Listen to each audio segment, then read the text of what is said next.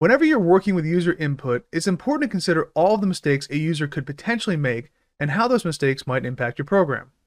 For example, if we ask a user for a number, we assume they're going to enter a value that could be converted from a string to a number data type, such as an integer or a float. So if we say response here equals input, we tell that to please enter a number, and then we subsequently go ahead and convert that response to a float. So we say float response here, set that equal to itself, and then we display the type, and we run this. If we type in a number, we're going to get the data type here for float. Now, what happens if we actually don't get a number? So the user doesn't follow instructions and they enter something like text. So for example, they say Dave and hit enter. Well, this action is going to result in an error that could here potentially crash our entire program. Now, to prevent that error from happening, we can anticipate such mistakes and subsequently handle errors using what's called a try except block. Now, before we continue with our code example, let's quickly review the vernacular that we use when discussing coding errors. In programming, when something happens that causes our program to behave in unexpected ways, we refer to those occurrences as exceptions. When an exception does occur, our programs may throw errors. To preemptively handle those errors, we catch them using what's called a try except block, also referred to as a try catch block. Simply put, a try except block is used to handle potential errors. But what is a code block? That's an important question we have to answer here. So a code block, anytime you hear that word code block, we're referring to a collection of one or more code statements that reside at the same level of indentation. Now, in most other programming languages, indentation, like tabbing, is only used to organize and make our code more readable. However, in Python, indentation is actually required as part of the syntax to create separate code blocks under what's called parent statements. Now, code blocks are commonly used when we write things like if statements, which we'll talk about in a bit, loops, functions, classes, and try except statements.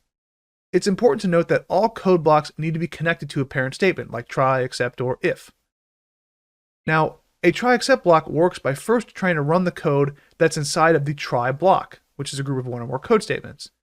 If the code inside that block doesn't produce an error, the program continues without having to move into the except block. Alternatively, if an error does occur within the try block, the program immediately proceeds to run the code inside of the except block. This logic ensures that instead of your program crashing, it catches and handles the exception in a predefined manner, such as showing the user a specific message regarding the error that they made. For example, consider how password complexity requirements work on most websites and applications that they have for creating new accounts or changing your password. If you submit a password that doesn't meet the requirements of the application, while the application doesn't crash, it simply notifies you that you made a mistake and it requests that you submit another password that meets the specified requirements. Now, under the hood, the application code is actually using something very similar to try-catch logic. Let's go ahead and take a look at an example here in Python. So if we take the same code that we effectively just wrote here, and we want to put it inside of a try-catch structure here, we're going to say try, and then we're going to put the code statements that we want to try here. So this case would be response equals input. Let me say, please enter a number. And then we want to convert that. And notice here, everything is tabbed, right? It's indented. We want to convert that to a float. So we're going to say response equals float response. And it's important that this, goes in the try block here, because this right here is the line of code that would throw an error if the user put in a value that couldn't be converted to a number. And then if that error does occur, we want to have our except block here. And in the case of an exception, again, it's indented, we're going to display a specified error message to the user. So we're going to say print, you did not enter a valid number. And so if we go ahead and run this now, we'll see if we enter in 42, well, no harm, everything works fine. If we enter in something like Dave, well, it's not going to throw this cryptic error message here. It gives us this very nice predefined message that you did not enter a valid number. Now, if we reference this code, we have two different code blocks. We have one for the try, and we have one for the except. The indentation here not only improves code readability, it syntactically indicates which lines of code belong to which parent statement, either try or except. Now, for example, the print statement here under the except code block, if it was not indented, it would be executed every time a program ran, regardless of whether or not an exception actually occurs.